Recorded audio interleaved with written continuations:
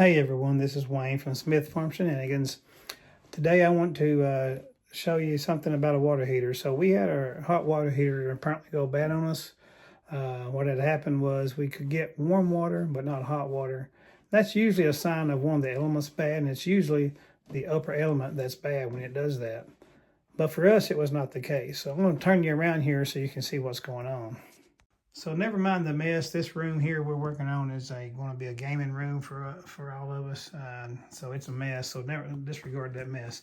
Anyway, so I came back here and take the cover off of this, and it's a Rheem water heater, which is usually a good brand water heater. But unfortunately, the people that installed this didn't put what we call an expansion chamber up here on the cold water side. And now if you don't know what a cold expansion chamber is, I'll go ahead and tell you. An expansion chamber is for the sole purpose of when water heats up, it expands. Water is one of those substances that has three different states: a solid, liquid, and a gas. So as it expands, as it gets hot, it expands. And it expands, it has to have somewhere to go. As you can see down here, the water's been running out here, it's been running out down there. And then if you put your hand right up here in this, I can show you. You can see there, it's full of water, and that's where the anode is. So apparently what's happened is that's built up pressure over time, and it started leaking from everywhere because there's too much pressure, because they did not put an expansion chamber on this. So we're going to walk you through this. The first thing you do before you start any kind of work on anything that has electrical hook to it, make sure 100% there is no power. Now I know which breaker operates this, but also I'm going to still check to make sure there's no power here, because I don't want to get electrocuted today, because there's 240 volts there. And if you got water on you, that could really hurt you. So I'm going to show you how to check for electricity. Be right back. I've showed you this meter before in a couple of other videos. This is just a simple Harbor Freight meter. And it's like 25 bucks, but it does everything you need to do. The straight line up here stands for direct current, direct voltage. See the straight lines there? Down here we go. That's the little squiggly mark beside V. So that means alternating voltage. In other words, AC, alternating current. That's what we have here in this house. And so it's 240. If you look here at the scale, you'll see I have 200 and 700. So I'm going to have to set it on 700.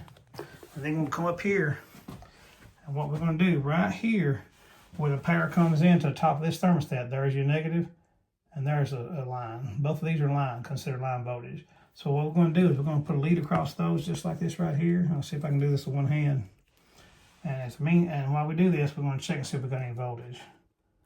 My meter went off on me. It times off. It times out sometimes. Okay, so right there, just push that in, and it's showing no voltage. And I'll show you what that looks like. So I put the meter down. Okay, so here we go. I'm going to show you what that looks like. Again, red to red, black to black. I'm pushing real hard, as you can see. 0, 0, 0, no voltage. So that means we can safely take this apart and do everything we need to do. So here's what we're going to do. So now we've got the electricity out of the way for now. This is the wire coming in. We'll have to go in here and top here, take the panel off, and it's just two little connections we have to take loose there. And then here's the cold water. I've already got this tucked loose. The reason I took that loose up there to this fitting back here is the cold water inlet. I got a valve on this. I put this on myself a couple years ago. And that you have to go down here, run your water hose to this, and lead it outside somewhere. And you just open this up, and the water will go out. And it won't go out unless you take this line loose. You have to take this cold line loose so it can, as it comes down, there's a vacuum created. And without that line loose, it can't create that. It'll create a vacuum, and there's no water to flow. So the next thing we're going to do is take this hot water line loose up here at the fitting. And then we got to get this loose right here. This is what you call a pressure release valve. And so I'm going to cut that loose. And then we'll get that one out of there. And then I'll come back and show you where you are from that point, okay? Okay, so we got everything removed. We got the electrical disconnected. Like I said, I checked the voltage while ago. It's clear, so we're good. I've got both of the cold water unhooked and the hot water unhooked. And I saw this off. This is what you call, this is your pressure relief valve. That kicks off sometimes around, it depends, 150 to 170 degrees, they've told me. And so I just cut that loose because I want other tanks on the side, so we'll have plenty enough room here. And it just goes through the floor and drains out. And so all we gotta do now is get this tank out of here. Don't let this job intimidate you. This is actually a pretty easy job. And if you don't want to pay someone to do it, you can very well do it yourself pretty easily. Remember the voltage, the electricity. That's the main concern. Make sure you test that before you touch anything, because you do not want to get shocked, okay? And then the rest of it, you just take everything loose. You know, I've got everything over here laid out of the way. Right there, I just took those loose, see?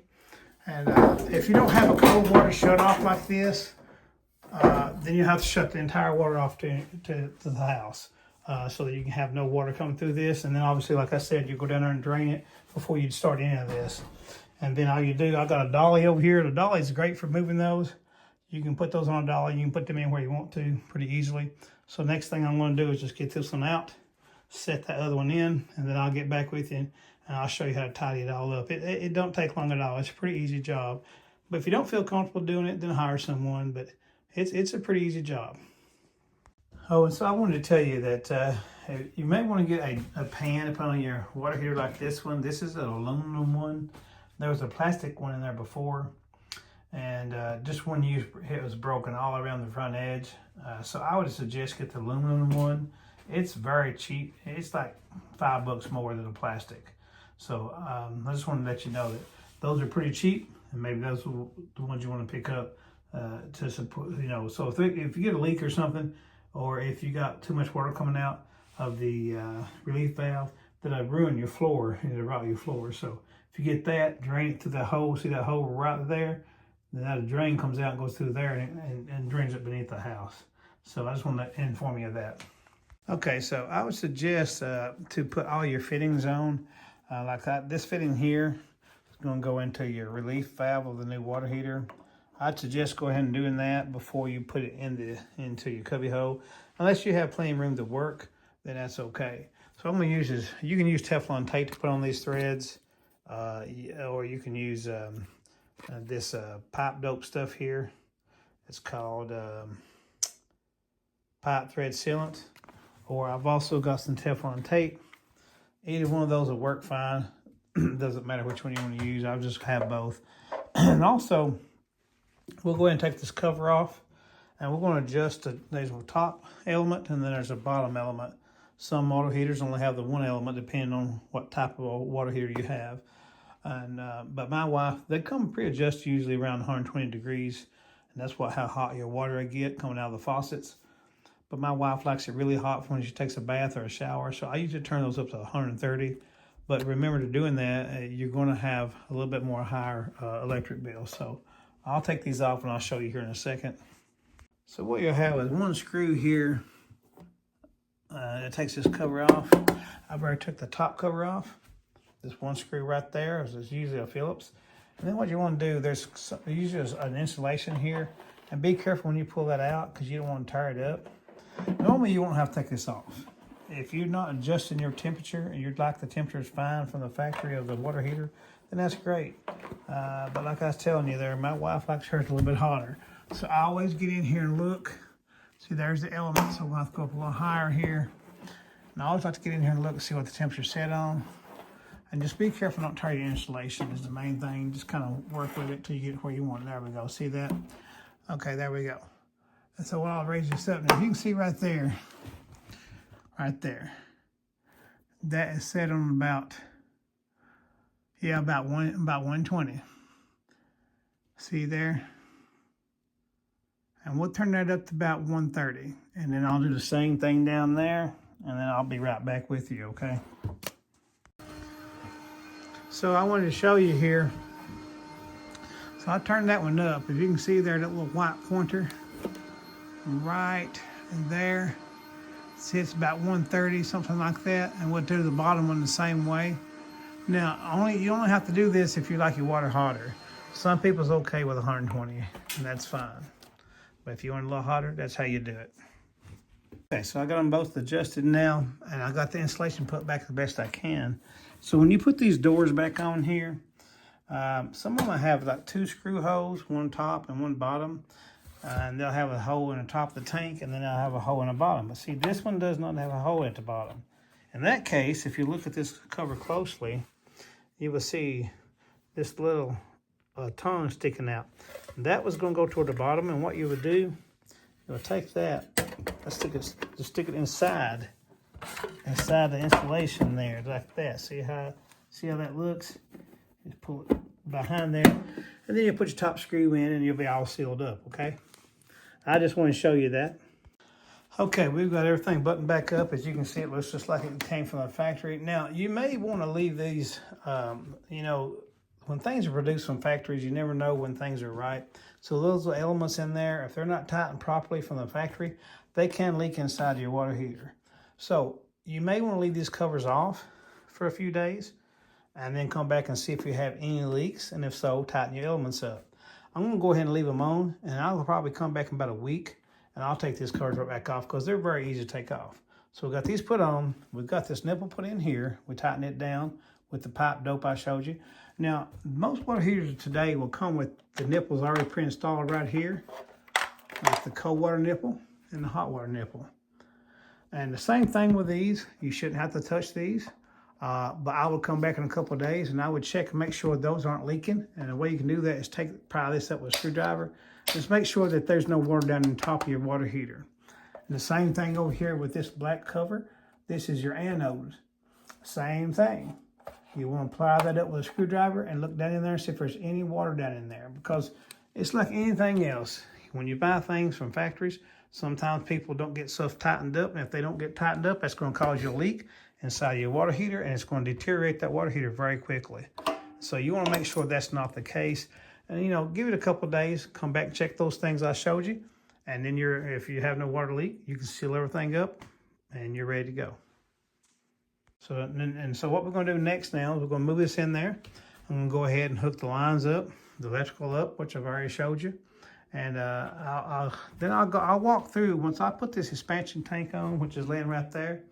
Once I put that on here, I'm going to I'll walk it through for you and show you how to do that and how to get that set up properly. It's actually very easy. So we want to make sure that if you want to do this job yourself, you can. Don't feel intimidated by it. It's actually a very easy job. Don't pay someone hundreds of dollars just to do this job for you. If you can feel like, you know, if you feel comfortable doing it yourself. So I'll show you how to do all that here in just a couple minutes. Okay, so, you know, I told you I bought an aluminum pan I put in here, but unfortunately the pan said it fit up to a 22 size water heater, and that water heater is 20.5 inches on the bottom, but the pan does not fit. It's so tight that it actually crinkles the pan. So rather than drive, my Lowe's is a half hour away from me, so it'd be an hour trip there and back, you know. So what I'm gonna do is reuse this plastic pan. Now it has a little crack here, but we'll put a little caulk on that and that'll be okay. This is just a pan to catch any drips or or leaks that may happen. And later on I may get a pan and put it back in here, aluminum pan. But I'm just not gonna drive an hour just to get another pan. That should have fit. So make sure, don't do like I did. I was in the store and I saw the box said the water heater was 20.5. The pan said fit up to a 22-inch water heater. It clearly does not. So make sure you measure those things. I should have done that, but I didn't. So that was all on me. And I just want to let you know that maybe that'll save you a trip. Make sure you measure everything. Okay, so we got the water heater in place. I'll caulk around that bottom pan down there like I told you. It's got a crack there and a crack over here. We'll fix that later. But the next step is to install the expansion chamber on the cold water side. Now the expansion chamber instruction says that you need to know your water pressure inside your house on your water lines. Now I know from experience, because I have a swimming pool out back, and my water pressure right around 40 to 50 psi, and you know, it depends on the day. Ours fluctuates a little bit, and so you need to know that first. Okay, so we have the water heater put in place in there. I'll show it to you in a minute. Like I said, I'll caulk around that pan later because that pan is broken, but that's okay. We'll caulk and fix it. I'll probably put an aluminum pan in later. So next we'll install this expansion chamber, this expansion tank. And I told you in an earlier video, in an earlier section, what this is for. It lets your pressure, when the water heater heats up, the water expands, and the water has to have somewhere to go. That pressure has to have somewhere to go. So this will relieve pressure on your water lines and also relieve pressure on your water heater. So you want to put this in. And the manufacturer instructions on this one here is the Eastman brand. It says that under normal conditions with neutral pressure, which means no pressure here, the water expansion chamber should have a PSI of around 20. Now, it also says that you should measure your water pressure on your house. Mine sets around 40 to 50. I had a pool out back that has an actual gauge on it. But in here, I don't have a gauge. But you can put a water gauge on your water lines in here in your water heater if you want to. It's pretty cheap. But anyway, it wants to know your pressure. And so you don't want that pressure to exceed 80 PSI for this brand here. And you have to read your instructions for whatever brand you decide to go with. But for this one, it's 80 PSI. So my pressure maximum around here is around 50 PSI. And so if this is 20 PSI in this, that puts us at 70 PSI, so we're good. So the next thing I want to do, like again, you can't trust anything the manufacturers say anymore. So on top of this one's a little cap. They're all kind of made this way. It has a little Schrader valve here, just like looks like on your car. And so what you do, just take your pressure gauge, and I just used one for a car, and I'll check that pressure. Now, if you look here, if I focus, let me see where I can get it to focus. Yes, that's almost 55 PSI. That's a little too much. So we're going to adjust that down to about 20 PSI. It says you can put anywhere from 20 to 80 PSI. I'll probably take it down to about 50, 45 to 50 and leave it there because it should be fine. As long as you don't have less than 20, as long as you don't have more than 80 in this the tank, you should be fine. Okay? Okay, so we got the water heater in. I've got it all hooked up. Now, except for electric, I haven't done that yet. I'm going to check for water leaks first. So to get this expansion tank in, what you need to do is get you a T. I'd rather have a brass T, but I couldn't find one, so I had to use a galvanized one. But that's okay. Then you have to have a nipple for this connect to. And so you'll connect that to the top, this to the fitting on the water heater, and then this out to your line. This is your input line. Now I suggest if you don't have a cold water shut off here at your water heater, you should put one in while you're doing this job, just to make it easier for you in the future, so you can turn the water off here and not in the entire house. I still have to plumb this in with this, and that's okay. I got the parts to do that. It'll take me just a minute, and put the electrical in. First thing I'm gonna do though is check for a leak, and then I'll let you know if everything's sealed up. Just make sure you get this all real good and tight so it doesn't leak on you. And meanwhile, I'll hook this electrical up, and I'll turn them. What you want to do is while this is filling up, you go into one of your bathrooms or whatever, you'll turn your hot water faucet on, and that way it'll push the air out of the tank so that the water can fill up easily, and you'll have big air bubbles in the tank. And so if you do that, it makes it a lot easier on you when you get done ready to turn everything on and everything. So just turn your hot water heater on in the closest bathroom, will be fine, and the hot water faucet rather, and let the water, all the air push out there, okay? I wanted to show you what this sounds like. So when you hear that, so that is air coming out of the lines in the water heater. That's why you want to turn the hot water heater, hot water faucet on nearest to the basket to the water heater. Push all the air out. And eventually you'll see nothing but water come out of that, and then you can turn that off and it's really good to go. Okay, so we got everything hooked up except for this, which I'm getting ready to do. I wanted to go over with you the electrical. So electrical is usually 10-3 wire. So you'll have 10 gauge wire, and there'll be three wires inside this. You should already have that there if you already had a water heater. If you're installing it for the first time, usually it takes 10-3. It's a heavier duty wire than 12-2, your normal light for your wire for your receptacles and your lights. So this is a little bit heavier gauge wire, and that's what you need. Now each one of these is going to carry 110 volts. That's why, and both these together gives you to 420 or 440. So each one of these is power. You'll have a third wire, and if you can see right here, right there where my finger is the green screw, that's your ground wire. And that'll ground to your tank. So there's a screw there, and you just put that right into your tank, and you're grounded. Both of these will connect, one to this black wire here, the water heater, and one of them to the red wire. It doesn't really matter. They're both power. Both of these are power. And so that's all you need to know. Just remember the green goes over here. It should be a bare wire like that one. See, there's no coating on that. See there? It's clear. And so you just put that to your green, and you have 2 left, and you just put it to your power, and then you're ready to turn it on. Now, to make sure once you turn it on, what I would do is just check. You can go down here and take this cover off, and you can check your voltage like I showed you before. I took all this apart, and make sure you have power up here. You should have. There should be no reason why you shouldn't. All right, I'll be back with you in a little bit to tie this all up and end this video, okay? Okay, we're back. I just wanted to follow up. It's the next day for me. It won't be that long for you guys, but I wanted to just end this video and tell you everything that's finished. So the hot water heater is working perfectly. The water is very hot, and no issues there. And I've checked up here, and there is no leaks anywhere here, and all these fittings here. And went ahead and plumbed in this relief valve. Now, they had drilled the hole over here on this side of the water heater for the other water heater because the relief valve was on this side. But however, it's on this side for that.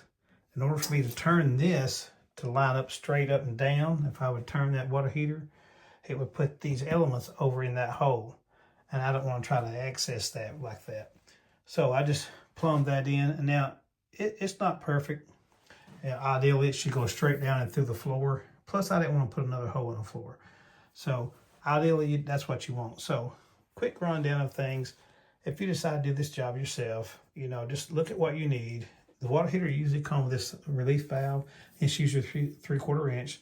So you'll want a 3/4 inch male adapter, and then whatever piping you need. If it's a new install in your home, you've never had a water heater before, just run it straight down, get you a 3/4 inch piece of pipe, this male adapter, put a hole through the floor down there, and just go straight down.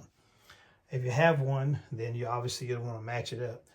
The other things you would need, you'll need the flexible hose here. It's easier than using a solid hose. If you use a solid pipe like this, then you can't bend it and turn it the way you want to. So it's easier just to use like this flexible stuff. It's not that expensive. So get you those.